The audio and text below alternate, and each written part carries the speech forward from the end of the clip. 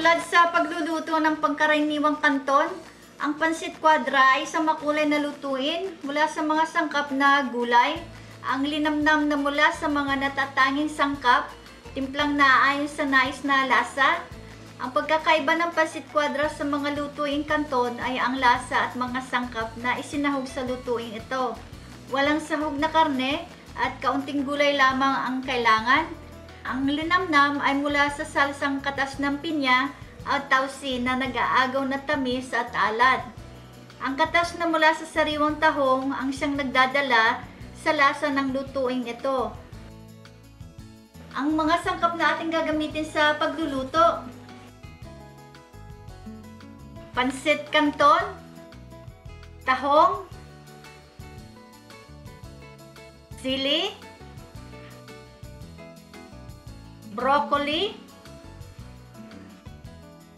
kinchay, sibuyas, katas ng pinya sa lata, oyster sauce,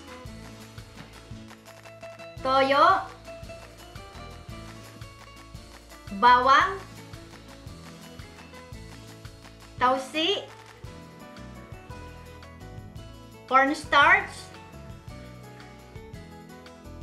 asukal na pula, luya,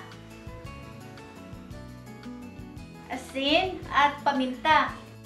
Ihulog ang bawang sa pinainit na mantika sa kawali.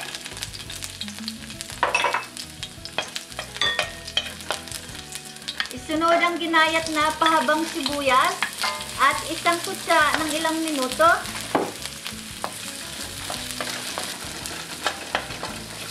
Bago isunod ang mga siling parasko. Maaaring gumamit ng pula o berde lamang. Kung nais ng mas makulay, lagyan nito ng iba't ibang kulay ng sili.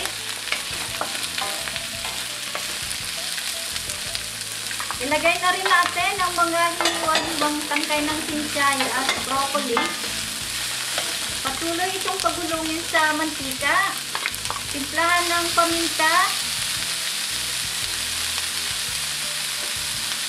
at asin. Hindi kinakailangang pagkalutuin matagal ang mga gulay. Mas mainam kung isisilbi ito na may kalutungan.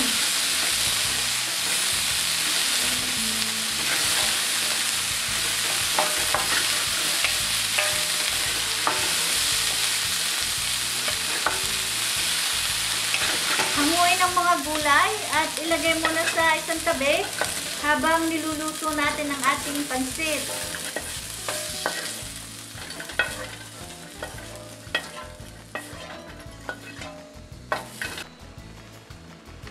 Isalin ang asukal na pula sa katas ng pinya.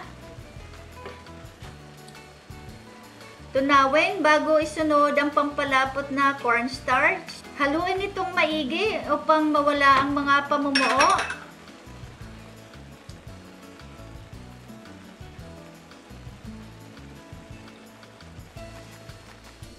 Pagpainit muli ng mantika sa kawali bago ihulog ang mga ginayat na luya.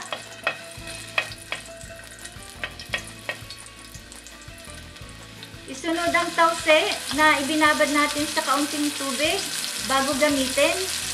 Diin na ng sandok ang mga buti upang lumabas ang lasa ng tausi.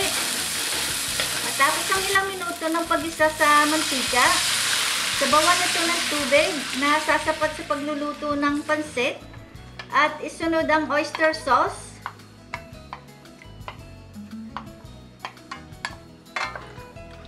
Haluin bahagya at ilagay ang toyo. Pakuluan natin ito ng ilang minuto.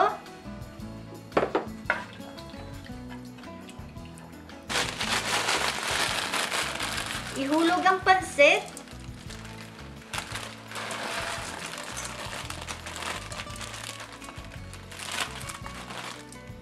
Ilubog ito sa sabaw ng tausi. Huwag pagkadiinan. Dahan-dahan lamang ang gawin hanggang sa dumapa upang hindi madurog ang pansit.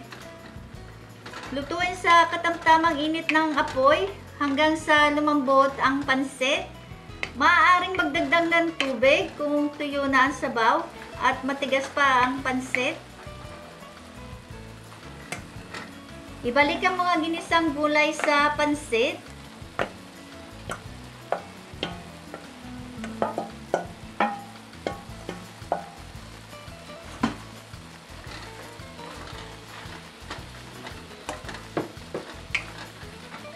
Haluin ng minsan bago timplahan ng pampalapot na katas ng pinya. Siguruhin mo lang namumuong cornstarch bago ito ilagay.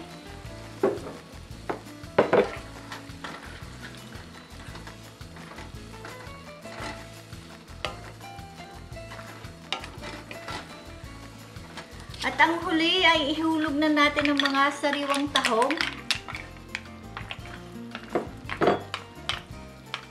Takpan ito at pasingawan sa mahinang apoy at paminsan-minsan haluin upang hindi manikit sa kawali. Pagbuka ng tahong, patayin ng apoy. Huwag pagkalutuin ng tahong dahil liliit ang laman nito. Ihain ng mainit na may kasamang puto o tinapay.